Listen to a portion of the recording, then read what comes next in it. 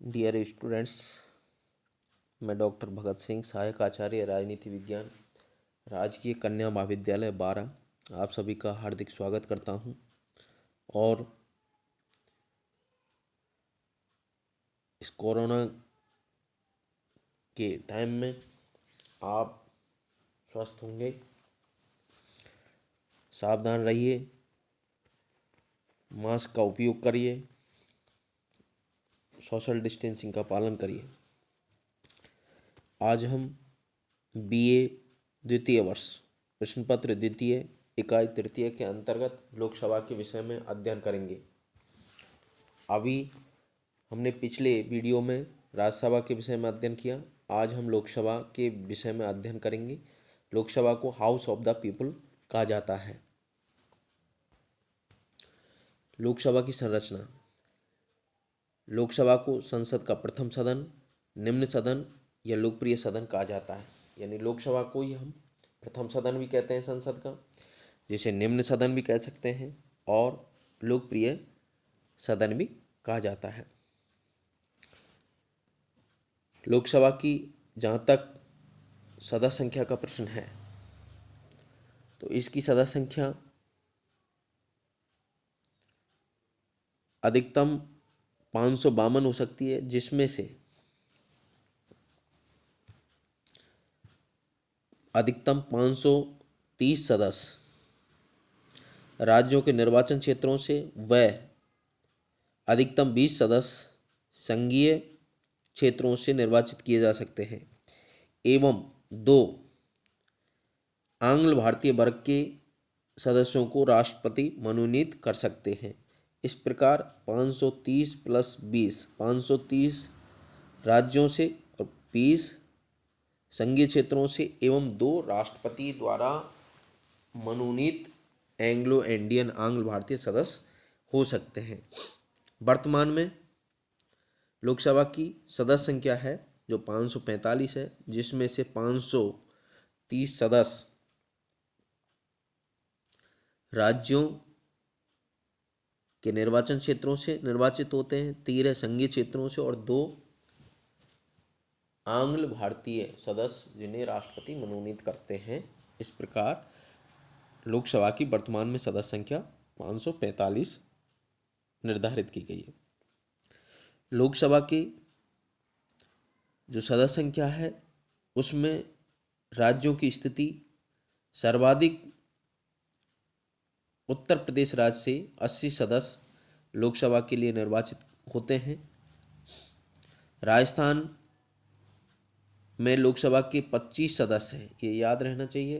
राज्यसभा में राजस्थान से 10 सदस्य निर्वाचित होते हैं। उसी प्रकार लोकसभा में 25 सदस्य निर्वाचित होते हैं। राजस्थान का कोटा लोकसभा का 25 सदस्यों का है, ये आपको याद रहना चाहिए। जिसमें गुजरात का जैसे 26 है, उड़ीसा का 21 है, और भी आप याद रख सकते हैं। संघीय क्षेत्रों में सर्वाधिक 7 लोकसभा के सदस्य दिल्ली से निर्वाचित होते हैं। लोकसभा के सदस्यों का चुनाव वैश्विक मताधिकार के आधार पर प्रत्यक्ष रूप से जनता द्वारा होता है। यानी जनता प्रत्यक्ष रूप से, वैश्विक मताधिकार यानी एक निश्चित उम्र सीमा, विशेष रूप से पहले 21 वर्ष की आयु प्राप्त व्यक्ति लोकसभा के सदस्यों के चुनाव में भाग लेता था। वर्तमान में 61वां संविधान संशोधन के अनुसार 21 वर्ष से घटा करके 18 वर्ष की आयु प्राप्त व्यक्ति वयस्क समझा जाएगा और मताधिकार का प्रयोग कर सकेगा।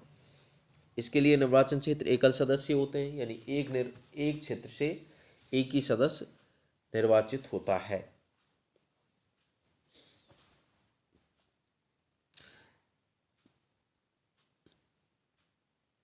लोकसभा में आरक्षण का प्रावधान भी किया गया है। नए परिसीमन के बाद लोकसभा में 84 सदस्य अनुसूचित जातियों के एवं 47 सदस्य अनुसूचित जनजाति शेड्यूल्ड ट्राइब्स के स्थान आरक्षित किए गए हैं और 84वें संविधान संशोधन 2001 के द्वारा लोकसभा की जो सदस्य संख्या है 2026 तक यथावत रखने का प्रावधान किया गया है।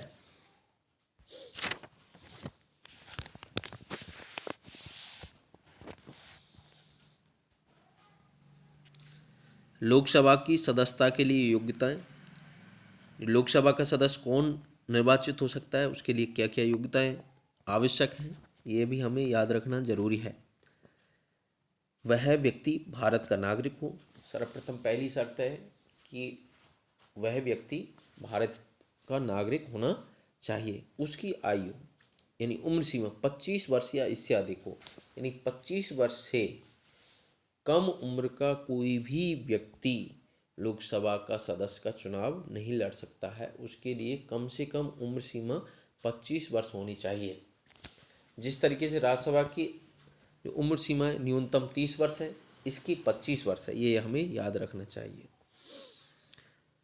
भारत सरकार अथवा किसी राज्य सरकार के अंतर्गत कोई लाभ के पद पर नहीं हो, यानी वह लाभ का पद धारण नहीं करता हो। वह पागल तथा दिवालिया नहीं हो।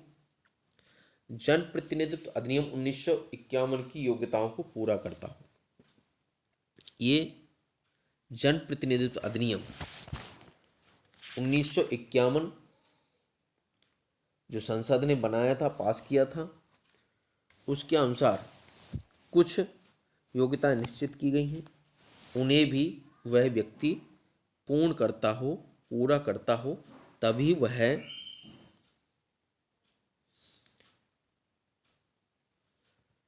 लोकसभा का सदस्य निर्वाचित हो सकता है। कार्यकाल। लोकसभा का कार्यकाल 5 वर्ष होता है। भारतीय संविधान के अनुच्छेद 75(3) के अंतर्गत मंत्रिपरिषद लोकसभा के प्रति सामूहिक रूप से उत्तरदायी होती है। कहने का तात्पर्य है कि जब तक लोकसभा में मंत्रिपरिषद को बहुमत है और वो बहुमत बरकरार रहता है, तब तक सरकार या मंत्रिपरिषद रहती है। तो लोकसभा का जो कार्यकाल है वह सामान्यतः 5 वर्ष होता है,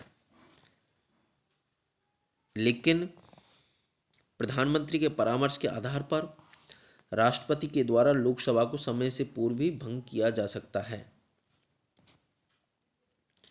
ऐसा अब तक 8 बार किया जा चुका है और यहाँ तक कि आपातकाल की घोषणा लागू होने पर विधि द्वारा संसद लोकसभा के कार्यकाल में वृद्धि भी कर सकती है, लेकिन जो एक बार में 1 वर्ष से अधिक नहीं होगी। 1976 ईस्वी में लोकसभा के कार्यकाल को 2 बार 1-1 वर्ष के लिए बढ़ाया गया था, ये भी याद रखना चाहिए।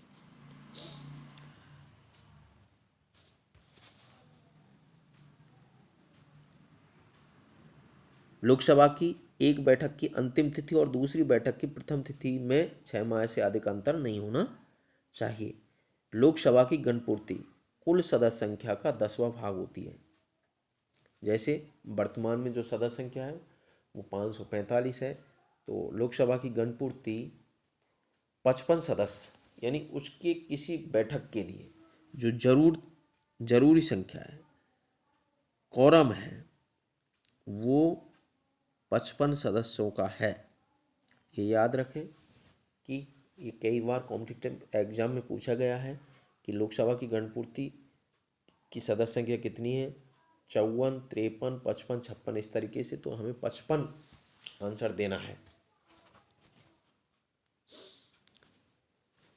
लोकसभा के पदाधिकारी,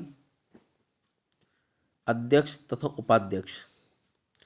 लोकसभा के 2 पदाधिकारी होते हैं मुख्यतः, एक अध्यक्ष होता है और दूसरा उपाध्यक्ष होता है।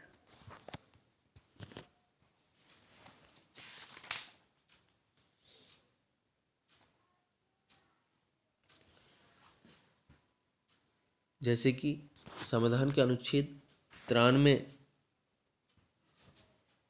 के अंतर्गत लोकसभा स्वयं ही अपने सदस्यों में से एक अध्यक्ष और एक उपाध्यक्ष का निर्वाचन करेगी।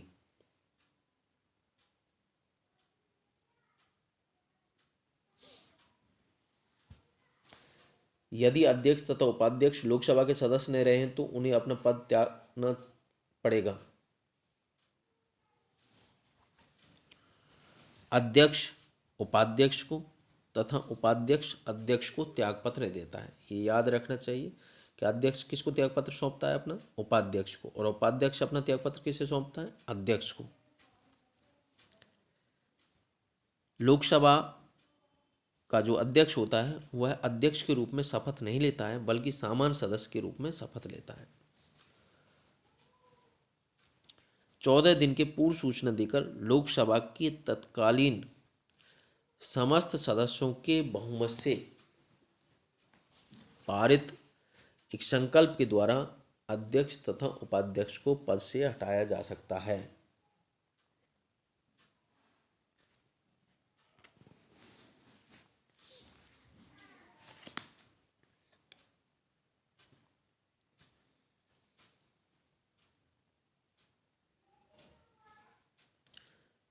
लोकसभा के भंग होने की स्थिति में अध्यक्ष अपना पद अगली लोकसभा की पहली बैठक होने तक रिक्त नहीं करता है। ये याद रखना है कि लोकसभा मान लो भंग हो जाती है तो अध्यक्ष तब तक रहेगा जब तक कि अगली जो लोकसभा के चुनाव के पश्चात जो प्रथम बैठक होगी तब तक वह अपना पद धारण करता रहेगा। लोकसभा के अध्यक्ष की अनुपस्थिति में उपाध्यक्ष की अनुपस्थिति में राष्ट्रपति द्वारा बनाए गए वरिष्ठ सदस्यों का पैनल में से कोई व्यक्ति पीठासीन होता है, यानी वो लोकसभा की अध्यक्षता करता है पीठासीन अधिकारी के रूप में। इस पैनल में सामान्य 6 सदस्य होते हैं। लोकसभा के अध्यक्ष प्रथम लोकसभा के अध्यक्ष रहे हैं जीवी मावलकर, गणेश वासुदेव मावलकर। यह हमें याद रखना जरूरी है। इस प्रकार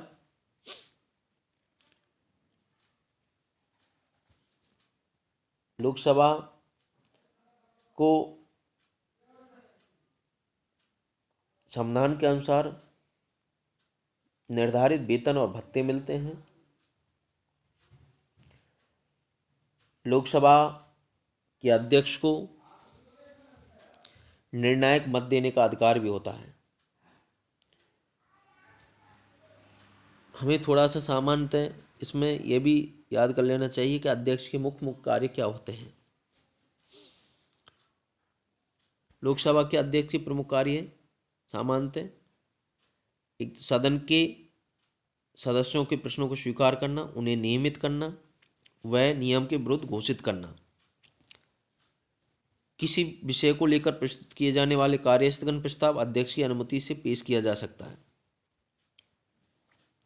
संसद सदस्यों को भाषण देने की अनुमति देना और भाषणों का क्रम व समय निर्धारित करना, विभिन्न विधेयकों व प्रस्तावों पर मतदान करवाना व परिणाम घोषित करना तथा मतों की समानता की स्थिति में निर्णायक मत देने का अधिकार भी लोकसभा के अध्यक्ष को होता है। संसद व राष्ट्रपति के मध्य होने वाला पत्र व्यवहार करना तथा कोई विधेयक धन विधेयक है या नहीं इसका निर्णय करना, ये लोकसभा अध्यक्ष का महत्वपूर्ण कार्य है। कि ये कई बार एग्जाम्स में पूछा गया है कि कोई विधेयक धन विधेयक है या नहीं इसका निर्णय कौन करता है? राष्ट्रपति, प्रधानमंत्री, लोकसभा अध्यक्ष या उपराष्ट्रपति। तो हमें याद रखना चाहिए कि कोई विधेयक धन विधेयक है या नहीं इसका निर्णय लोकसभा का अध्यक्ष करता है।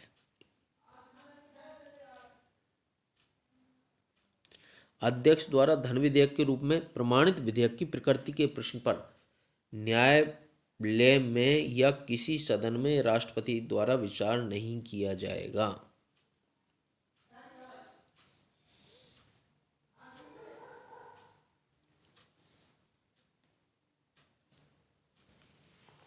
इस प्रकार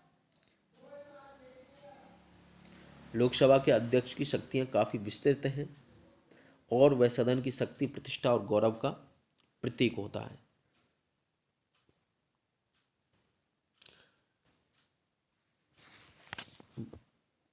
बस इसमें, इस वीडियो में बस इतना ही। आप इसको याद करें। फिर अगले वीडियो में आपको ई लेक्चर में आपको लोकसभा की शक्तियों के संदर्भ में अध्ययन किया जाएगा, करवाया जाएगा। आप एक एक बिंदु को आप याद करें और कोरोना में सजग रहें, मास्क का लगातार उपयोग करें। धन्यवाद।